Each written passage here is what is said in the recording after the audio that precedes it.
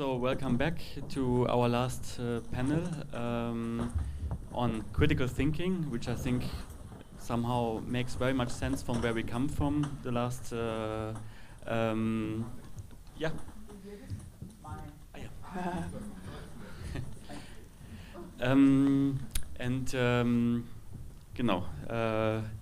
We will go on this, and then afterwards we will stay here and just immediately flow into a short wrap-up with a reflection from Bernd and of course a short wrap-up from our side.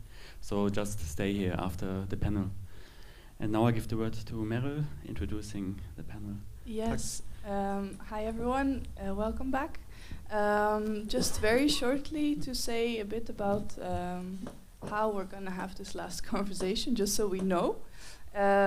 Because Monna and Annette and I, we really wanted to have a discussion in this last session. So first Monna will ask you a question, and then Annette will share her view on critical thinking. And from there onwards, we'll enter into discussion right away. Thomas will help out passing on the microphone just so that we record all the response. Again, so it's really, the idea that we really interact and go less from this idea of asking questions and getting a response and sort of leaving it at that, and more also responding to each other, etc. as a group. Yeah, just as a little invitation. So I give the floor to you, Monna. I think we are all suffering a bit from overload of information. I mean, even the toilets at the ladies' toilets, they're completely stuffed. So okay. Overload. So yesterday, when we had this writing exercise about what occupies your mind right now, I wrote how to create a shared space for critical thinking. And I'm talking from the position of the old critique. I have been working in 25 years as a theatre and dance critic at one of the newspapers in Denmark. And this is a very anachronistic point of view to be talking from, because once you are mentioning this position, people are thinking elite, people are thinking high culture, and this is not what is at stake here. My point is, how do we rethink criticism? And it's not just my response, I'm anachronistic, but how can we rethink the function of criticism today, and who is taking part in this discussion? Broaden out the perspective. So, that is why I would like to ask you a question first. Using the tool that Merle gave us yesterday, throwing back the ball to you. When I ask you, what is critical thinking? What immediately comes to your mind?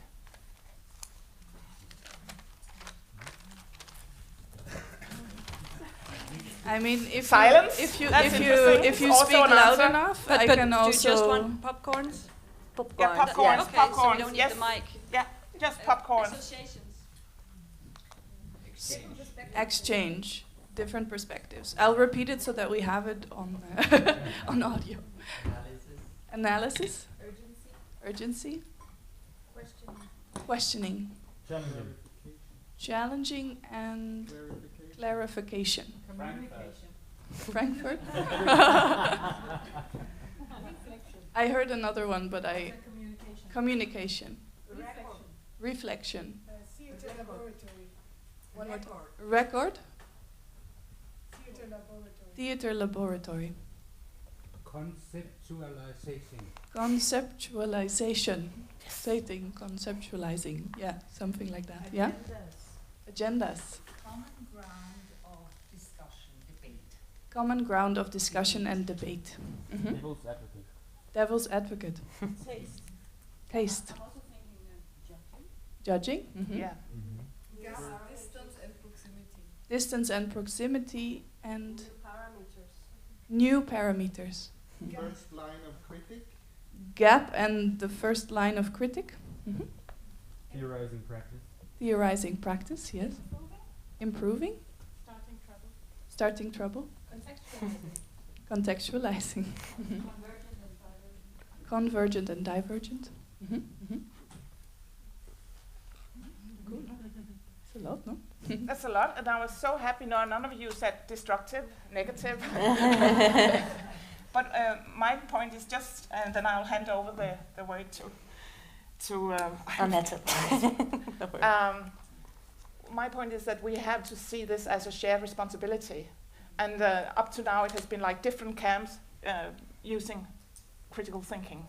We have the academics at the universities in the strong tradition of the Frankfurter Schule, and we have the critics that are sort of the designed people doing criticism in the newspapers, and then we have the artists always employing critical thinking as part of their way of working artistically. So how can we join these forces? Monna actually has more points, but she will use them and bring them into the discussion after Annette's talk to fuel our conversation. Yeah. I think I wanted to take your microphone, but I have this sexy thing. Yes, so already there are a lot of words have popped up. When I got these questions, I also had loads of words in my head. You know, the question if I wanted to do something on critical thinking. And it didn't get any less yesterday. So I was trying out different routes already for the last times of what I was gonna say. And then yesterday I thought with all the input, I basically have a sort of put my thoughts on paper. I usually don't do that, but I'm gonna, but I needed some structure in my head. So I'm gonna read it. And it's also more a line of thought than an end station. So maybe we can, in the dialogue, and with Monna's input, we can dive into some of the ideas or concepts that I'm having. And then I was, making different kind of comments again. So it might be that I stumble a bit because it's quite fresh from the print. Okay. My name is Annette van Zwoll. I work as a dance dramaturg, curator, producer, advisor, writer, moderator, facilitator. As many of you, I inhabit many roles in many different relations, having different positions of power. Currently, I'm dedicating most of my time and energy to my work as artistic associate of Bittersweet Dance of Liat Wijspoort and to What You See Festival, a multidisciplinary international festival on gender and identity in Utrecht, the Netherlands. I co-initiated this festival 2 years ago with 2 other wonderful people, and I'm the curator and dramaturg of the festival. So we use the festival as a dramaturgical practice as well. I'm Dutch, very much connected to the cities of Rotterdam and Utrecht, but I live in the former East German part of Berlin. I grew up in a middle-class family, and I finished university as the only one of my family. I'm part of the European cultural elite, but at the same time, as many of us, I'm dealing with the precarity of working in the freelance art field in Europe. I'm white. I identify as female. I'm married to a woman, very nice woman. I'm small. I'm blonde. I can be funny and light, and therefore people often mistake me for being cute. I'm turning 40, and luckily this assumption of cuteness seems to fade away a bit. So this is part of me. There's way more. There's the life I've lived, the people I've met, the experience I had, the lessons I learned. This whole bundle of things, experiences, adds to the perspective I take in and the position I have. A perspective that is not a stable point, that's thick, sometimes expanding, fluid sometimes, goes all kinds of directions. But nevertheless, it's limited. To understand your own perspective and your own position, to question it, to understand the privileges that it brought you, gives space for other positions and perspective as well. But it takes bravery to find your blind spot, to cash in when other people point you to them, the blind spot. So, to understand your limitation means also keeping the option open that you might be wrong or that you might not have enough information. Words matter, actions matter. Both reveal, consciously or not, beliefs, ideologies, ways of thinking, normative structures. So it's our obligation to use them carefully. I was now thinking, yesterday we spoke a lot about safe spaces, which was at the end getting a little bit on my nerves. Because we didn't really define what a safe space is for us. If we need it, why we need it, and if we can actually take responsibility of maintaining that. I don't think yesterday was an unsafe space, but it was also not always safe. I think in the last session, some questions were dismissed as irrelevant. There was a little bit of mansplaining there, and we also talked about people and groups of people that were not represented in the space. It's a bit tricky to create an unsafe environment for people that are actually not even in the room. So a mic and a platform, brings responsibility. Within the What You See festival that I've talked before, we're trying on several levels to create an environment where people can encounter each other without judging. We try to create a place where you are allowed not to understand things, as long as you relate back that not understanding to yourself. We do our best to facilitate an open, generous, and critical atmosphere, but we cannot guarantee it to be a safe space, apart from the question if we want to be a safe space. We cannot take responsibility for the actions of others. So take responsibility for what you do. I try to do that. But I don't assume that I can be responsible for things that I cannot be responsible for. We build the world that we are living in with all its structures, power dynamics, rules. It's not a natural given. We can rebuild the structure. We can find alternatives. Some things that can be very visionary. For example, there was this production house in the Netherlands, Fame House for Performance, which received half of its funding, and they decided to only open half of the year. They only opened for 100 days to lay bare the discrepancy on the focus of fair practice and the reality of the subsidy system. But I mean, creating an international production house in a rural town in Portugal, it's quite radical. And quite visionary. Creating work from a mealworm, I thought that was quite inspiring and radical.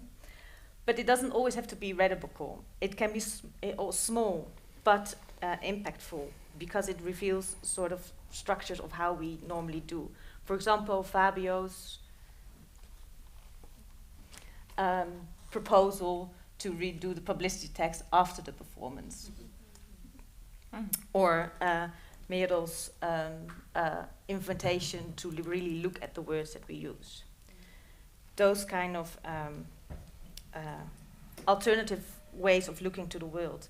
And I think actually all the people here in the room are pretty good in finding these alternative modes of working and the dialoguing and being alternative ways of being in the world every day. But we may not always recognize the alternatives that we are finding and that we are offering and that we are proposing.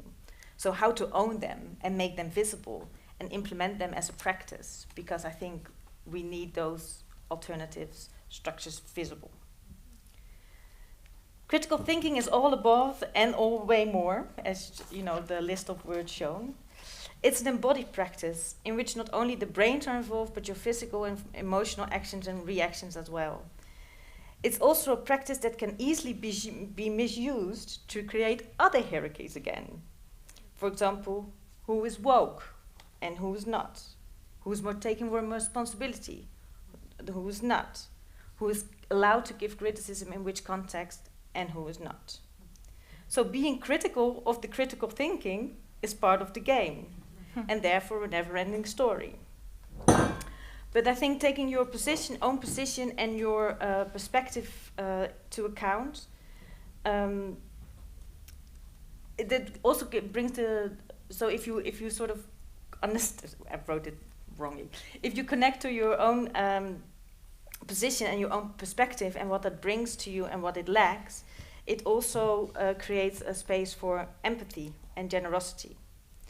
So I think being specific in your wish for alternatives, but being humble at the same time in your relations to others, is maybe a task that I would like to take on, or I'm trying to take that on.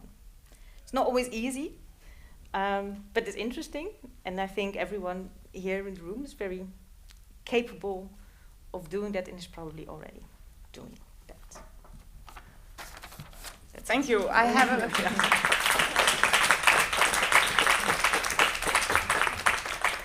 I have a question, because you were talking about...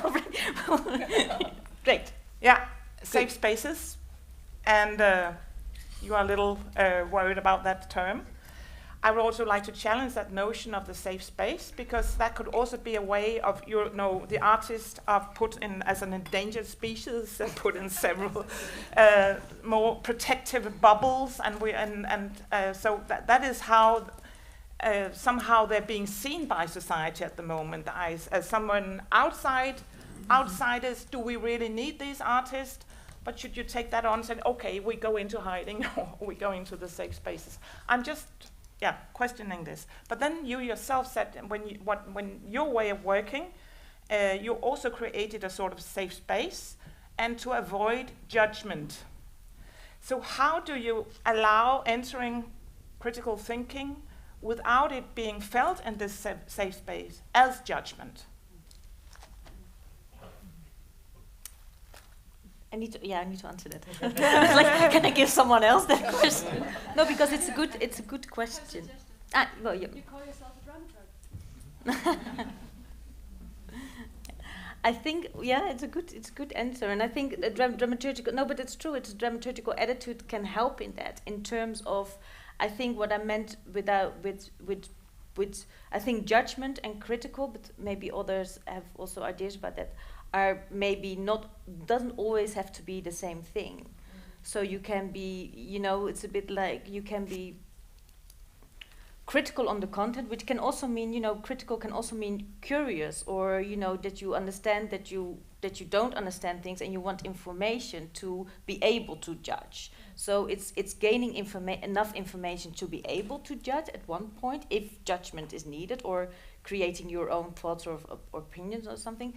On the other hand, so that's maybe one, and on the other hand, I think the relation to, I think it's a very management term, I don't want to get too corporate, but, or stay on the content and not on the person, is a very, very, I think, an important and actually quite clear thing, although it's not always so easy to do, and it's also not so easy to distance that when you receive critique. So it's training process as well, like critical thinking or dramaturgical thinking, or cashing in the word that you used yesterday. It's a training practice. It's not something that we do like this. I also have a question. I'm definitely going to open it up, just this one thing, because just to throw in another word and maybe your response to it, how do you feel about the word naive, and maybe the use also sometimes of that? Or, because you spoke about being woke, or there is this sort of tendency to gain as much knowledge all the time about everything, and at the same time I think we all have to acknowledge we can't know everything about everything, and we're not able always also to be informed about all the discourses that we're also touching upon throughout this conference. So I just wonder about your first response to this word. Well, I changed my response in terms of, I think 10 years ago I even wrote an essay on the naive art as a strategy for communal, for a way of creating togetherness, which I still think can work as a strategy for an artist. But I recently entered into a sort of tough dialogue with a friend of mine on the theme of naive, because naivety, some people can permit being naive and some people cannot, and usually the most precarious people cannot have the luxury of being naive. So although I think naivety, because it can also link to a sort of openness or curiosity or unknowing, but it can also be a strategy for not taking your responsibility relating to the role or the perspective or the privileges that you have. Fabio, you had a question. Oh, thank you. Am I still? Yeah. Sorry. It's maybe, sorry, observations or I don't know, some comments about the safe space that has been going on yesterday, and I also went through many states of because at some point I was also I don't have a better words than annoyed. I wasn't annoyed, but I use this word because I can't find another one now. About the concept, I was also wondering, do we need a safe space? The first reaction I had, I felt like, why do we need a safe space? Then during the day and today, I learned that we do need a safe space. I learned it immediately in the last panel because I did feel that was not a safe space to be or to talk. And then but also then I realized, safe space, how do we intend it and how do we create it? Because in that sense, it was by words. But for instance, today, I think the sharing of Baura was a beautiful safe space set by the energy that people have put in the room, because for everybody it was clear that there was a seed there, and that seed would become a plant, and everybody, I think, took on an energetic level, gave safety for that seed to exist. That's how I felt. So then that answered my own question that we do need safe space. The other thing I want to say is about criticism and about, as you say, not to make it personal. And I think we need to practice criticism much more. So I'm not and I don't know if criticism and critical thinking, I think they're two different things probably. So I think we should practice criticism. We should practice criticism between us, in front of the artists, regarding to the artist's work. Because I think one of the problems of criticism is that it never happens face to face, it never happens directly, because there is this fear to hurt. And we have to get over that fear, and the artist itself has to understand that we're talking about a piece of art or the piece of work, and that is not about you anymore at some point. After the process, it's not about us anymore. So otherwise, I think we'll never grow. We need that tool. We need that. Maybe like while I walk that way, can you respond to that criticism? Because I mean, I totally agree with this, and I think when I talk about critical thinking, I'm also talking about criticism. I know there's a distinction, but that's a broad term. But I think it has to be practiced in a dialogue and with everybody involved. And how can we make that function? And thank you for this word commoning. Could make us think about how could we actually establish these common grounds. Because there is somehow, overall in society right now, there is an aversion to criticism. With the whole neoliberal way of thinking, it is everybody has to be positive and go with the flow. And you see that a person asking, why do we have, and oh, you're so negative. Come on. Mm. So criticism is sort of equalized with being negative. So you're up against this and seeing criticism, also social criticism. I mean, everything is deemed as something that goes against, is somehow ostracized right now. So, and I detect that also within the lines of the artists themselves. And then they're also being tempted by this, be the useful artist instead. Go and do some more pedagogic work, and you can clearly see that people are benefiting from this. So instead of using what art can really do is to go against the stream also, create disturbance, ask these questions that are uncomfortable. So this is how you can think criticism as a more invigorating and also empowering way of thinking. Instead of thinking criticism is something that destroys you, criticism is something that makes you stronger. And I just have one last point, and this is that, I mean, there's really a tendency also to make everything a very individual responsibility. So everybody has this about, oh, I have to be very self-critical because I have to be very aware and I have to develop and blah, blah. So it's turned, critical thinking is turned into something that you have to deal with yourself. So if you're not a successful artist, that's because you're not good enough to go out and be an entrepreneur. That's your own responsibility. No, you have to use critical thinking as a way of understanding how does the individual artist function within a much broader structure. So it's not just to use critical thinking to develop your own artistic work, but also see it in a broader context and see how it works within a broader system. And that could also empower you as artist. I mean, instead of thinking this is my own problem, no, you're part of a bigger structure, you're part of a system. And that is why also you need safe spaces, but you have to think this, contextualize your own position and use critical thinking. Yeah. There's quite a few hands, and I followed the order, so I'm gonna follow the order right now in terms of giving turns. Jesper.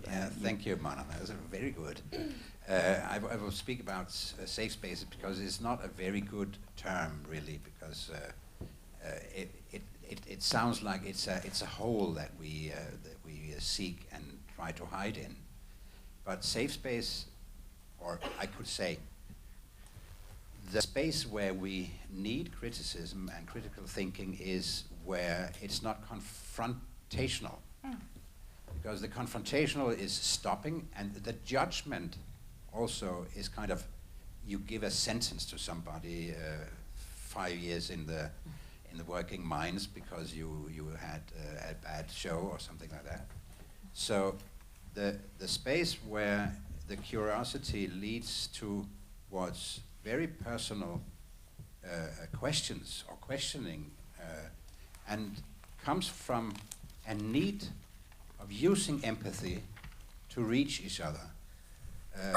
So the necessity of empathy is not out of goodwill.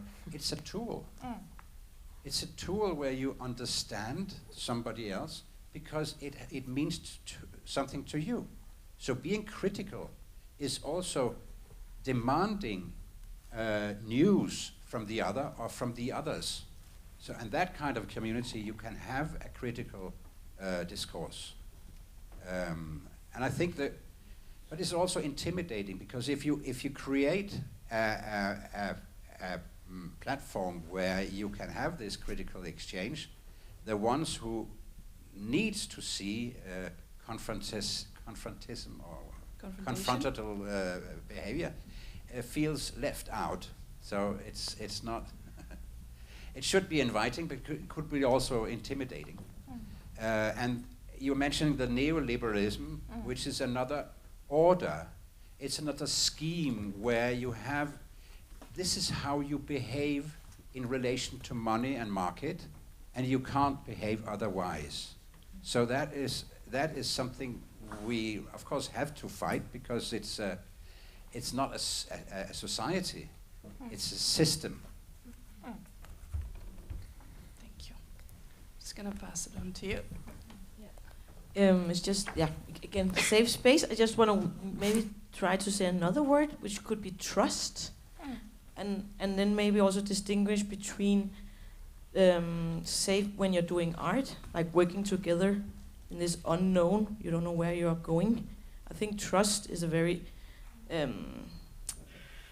important thing to have that, and that I think also you need time to build that trust between dramaturg and artist. So let's just they could go into the structures again, because how can you develop more systems where you can build that trust between dramaturg and artist? I think that's an interesting question. But if you go out in the public space again, talking about critical thinking, I think it's two very different things. I don't think you can demand a safe space or trust, but I think you should try to be more like this demands that you are brave. And I think that's bravery. Maybe we could try in the arts to make each other more brave to go out there, because that what you need. You can't expect trust or safe space in the public space. That is a kind of war, as I see it. And I think we are obligated to go into that war if we want to change things. Or we can stay and build the trust inside our own art system. But if we really want to go out and be critical in the public space, I think there's something else. Can It needs some other. Sorry.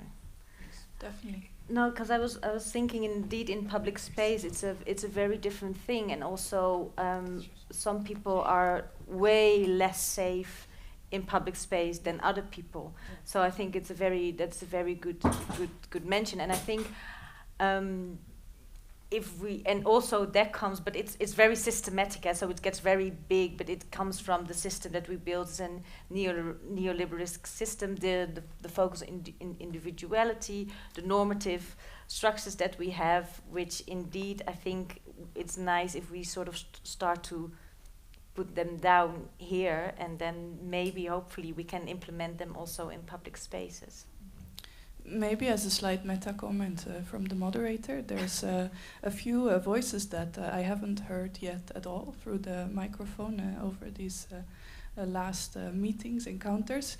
I just want to point it out. Don't feel pressure to say anything, but it's an invitation as well to be brave and participate if you feel like it. Yeah, so you can then first go. I think it's. Didn't you want to say something? So I think you were first, then you. I just follow the order so that I remember, and then you can pass it on. I'll do it fast, and I guess I think that I will quickly pass the word on because I've already said a lot. But I just wanted to say, safe space, as in terms of isolation, is absolute, of course, a no-go. But I actually interpret it in a totally different way. What I see young artists doing is that they are actually in their whole existence and praxis a criticism of current structures, meaning inside how they organize themselves, how they absolutely refuse to be part of the ecology, or not even it's not an ecology, it's actually an industry of the art systems. They're criticizing how curation is happening and all of these things. So I think it's very evidently there. So I think the critical thinking is so embedded in a lot of young artists today, and I do think that is maybe how they create their safe spaces, is by collaborating.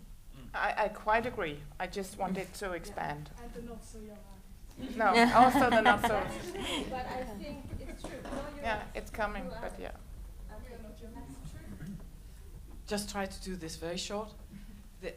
Something about the way that we define our arts, and if we keep on defining or justify the arts through that they can do something else, that they can help cure sick people or whatever, then at that point art in itself becomes invisible. And again, I think that one thing is that you talk about the artists should be out there defending or criticizing, but if we are invisible and we are asked to go out there and use our words, but I'm a choreographer, why do you not look at my work? But my work a lot of time is invisible, and if it is visible today, it becomes by blogospheres, people who go and say, oh, I don't like. But it is not a real reaction to the work and my voice. I want to defend that the way that I make my comments is through my work. And instead of being asked to go out and do it as a writer or somebody else. But if we are invisible, and I think that we are invisible because we do not use the words. Yeah, I could comment on that. Could someone? Yeah. No, it wasn't.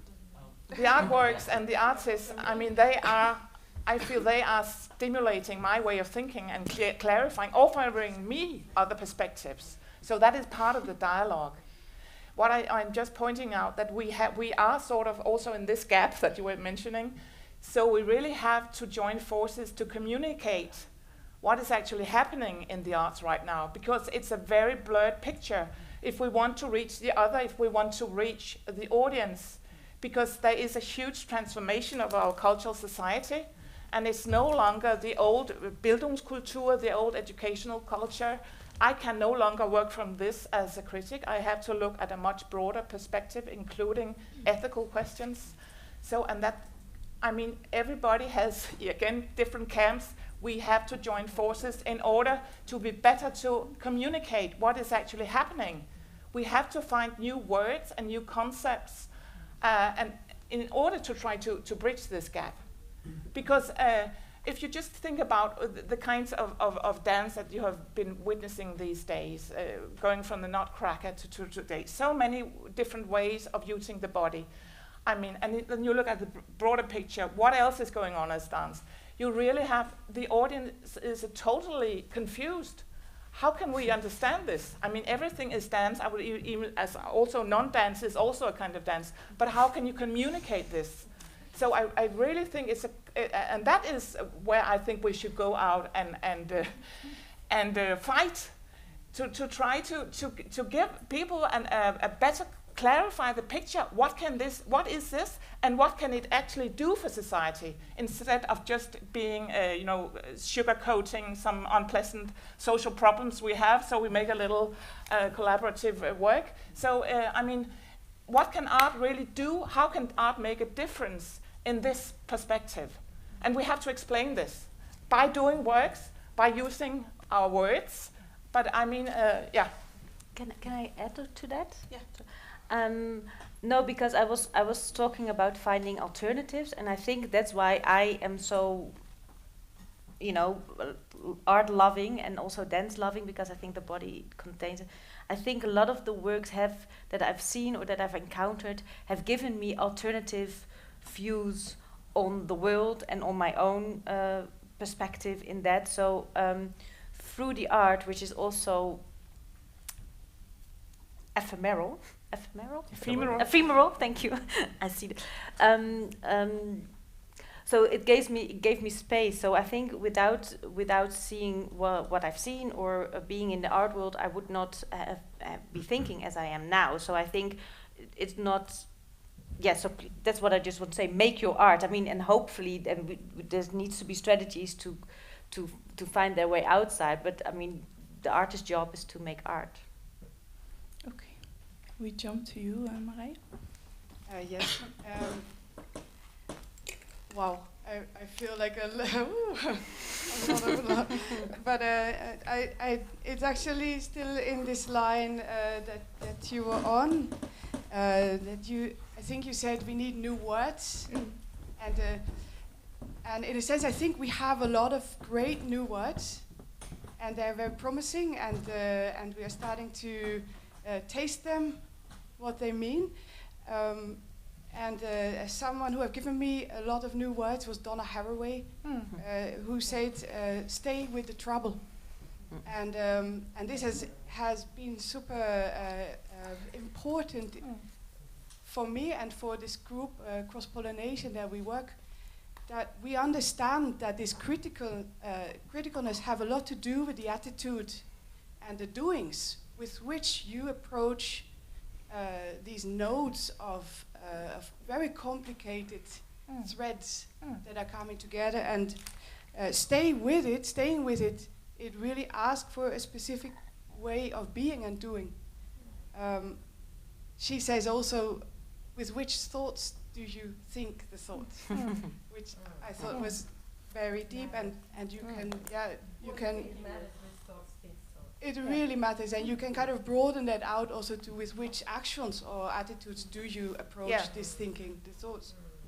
So I just wanted to put that there, and then this that what we created yesterday and shared you this as students that were only able to do this for you, as you have seen them not being very shy or nervous, I think.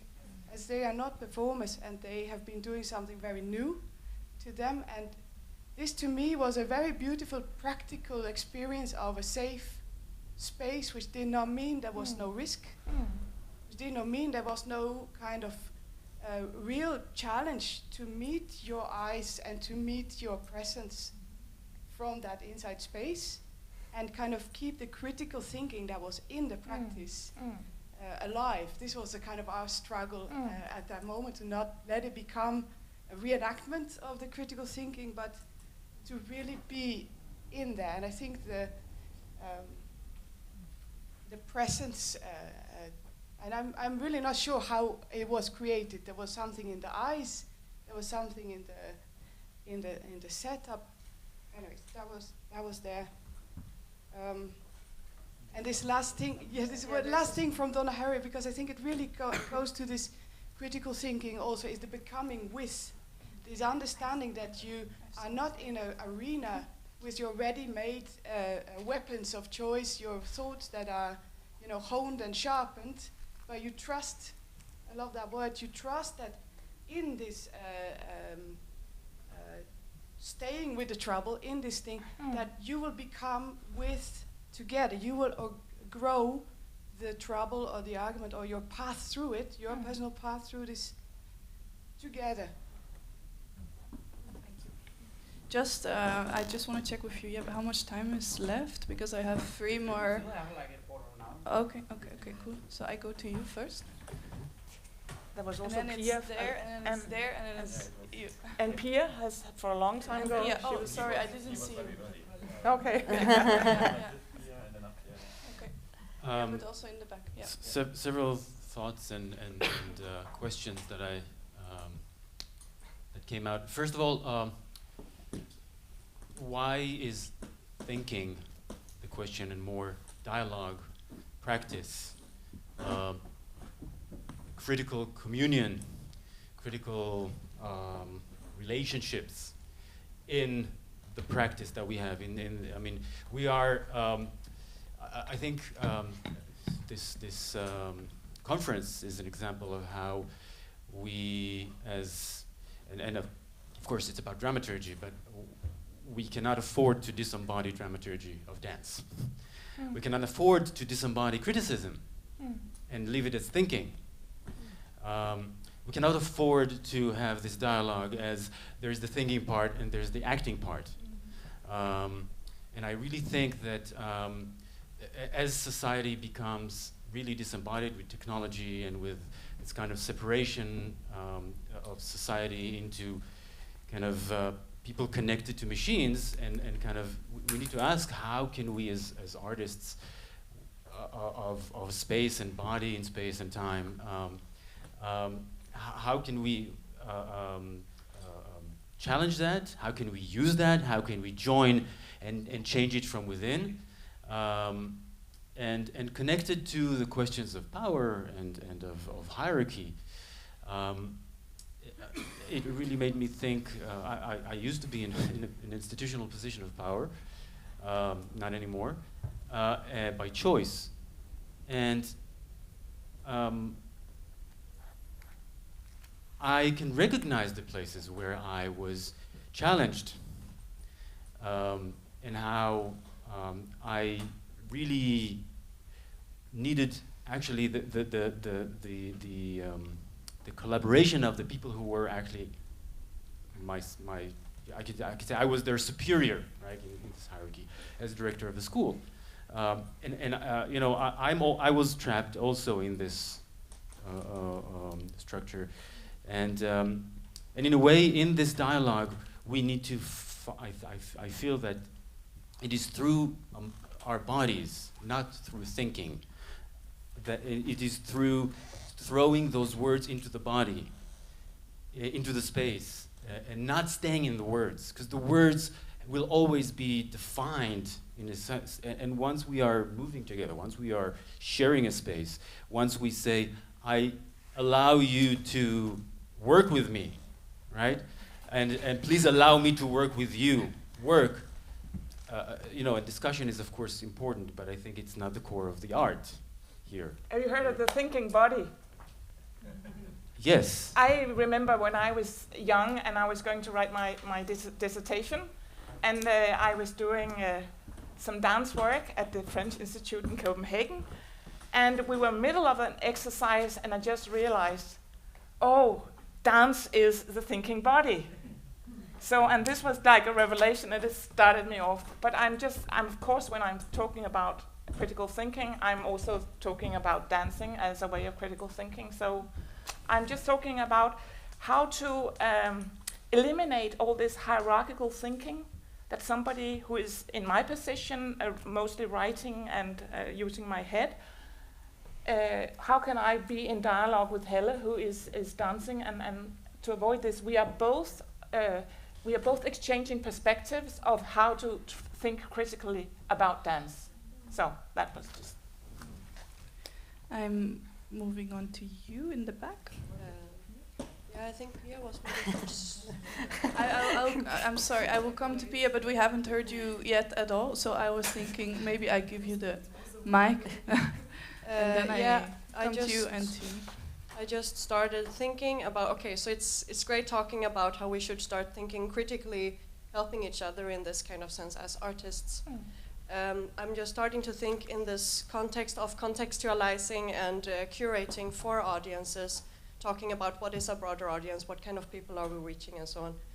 It's a question, I think, or a wonder, I don't know, about what is the role of the spectator's critical mind in this. I don't know if it's directed to you or to everyone, but where is that person?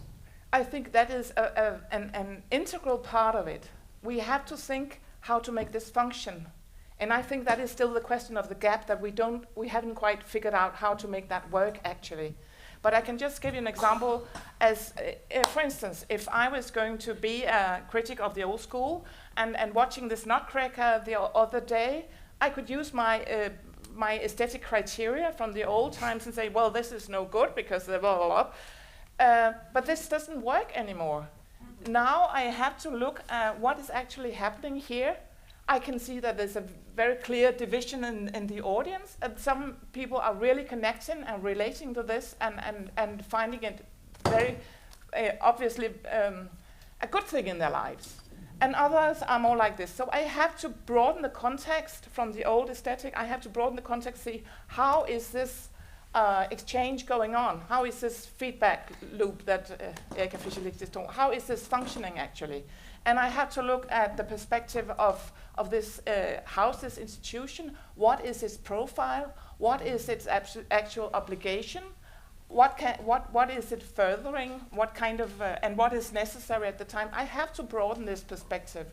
It's totally impossible to do that in the format of a newspaper article. But I'm just saying this is a challenge today. You have to think, how does it work? Because we want to make art be there in people's lives and actually giving them another perspective of your life could be different.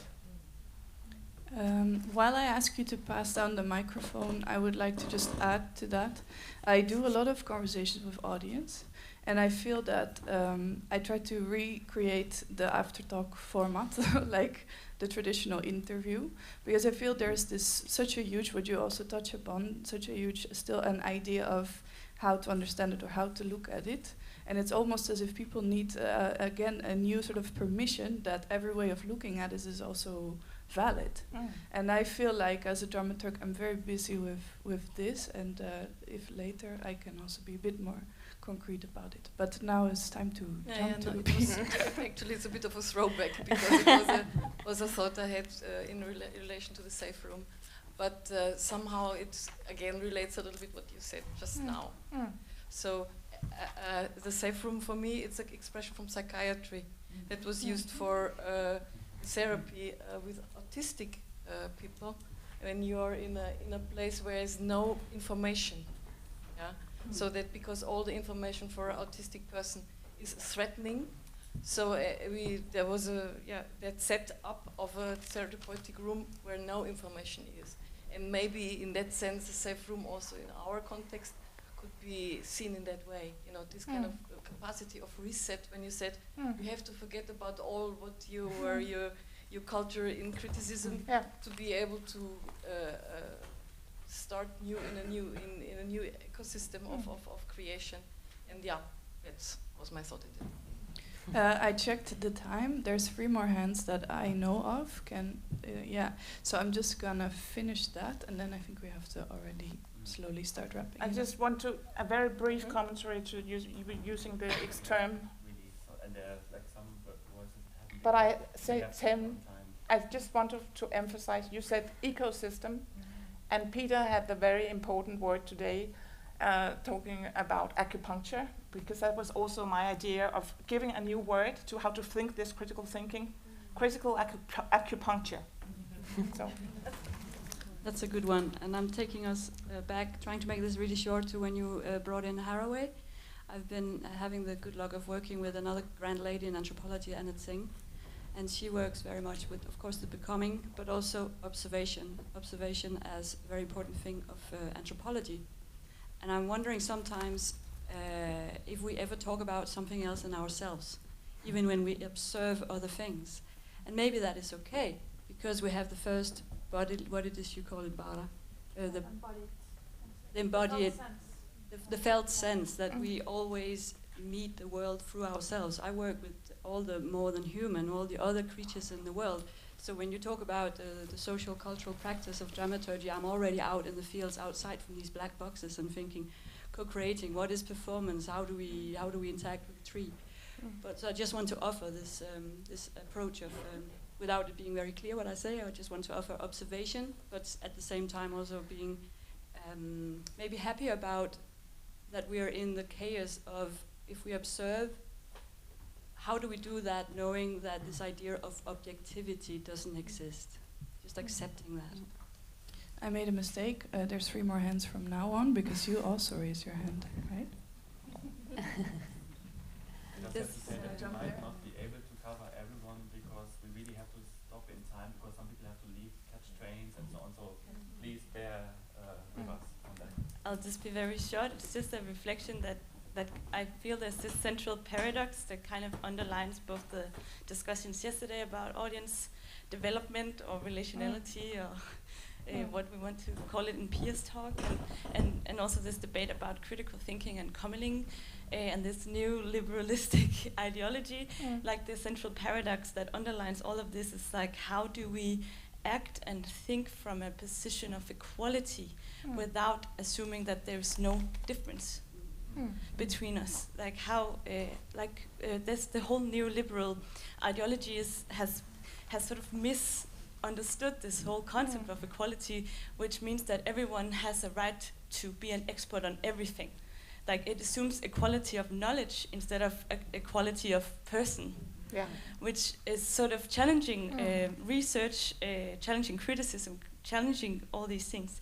So I just want to say this, like how, we have to think about how do we assume equality without, and not forget difference. Like my knowledge is a different type of knowledge than the farmers in Ringkøbing-Skjern Kommune, and our knowledge are equally valid, but they're not the same. Yeah. But at the same time also acknowledging that equality is not there. So, because I think that is important. Monica. Hello, everybody. I wanted to make a reference back to dancing as a way to critical thinking, and I want to shortly share one experience that I was when I was in Zagreb. There is a political theater festival called Faki, and this year it was about equality. And there were, I think, 10 or 11 performances concerned to this about this topic. And one of the final performances was performed by Quizzical Corber, that is instant composition company from Freiburg, and it's different kind of. The team of the artists that create the performances not by composing them in advance, but they create structure, and during the structure they improvise during the performance. And it was very interesting point, because when watching them performing, when watching the bodies performing, very instant, very doing spontaneous things, I thought about many things that were not put in the table in during the other performances, and that made me think completely different ideas about the equality. And this brings me to think about the dramaturgy also as a possibility to control the ideas that are on the table, that are in the common space, and also that sometimes giving the spontaneous space for just people being themselves or saying what they want, we can have some much more topics discussed about, and not being only politically correct and sugar-coated and so on. Thank you. Thank you. I'm sorry because I have to wrap it up. Can I say one more last thing? Maybe I'm looking at Thomas and he's hinting. But the thing is that if we do one more last thing, then I think we should also have one more last question. Yeah. That's a bit. If we can keep it short, please. Yeah. Excellent. Can we?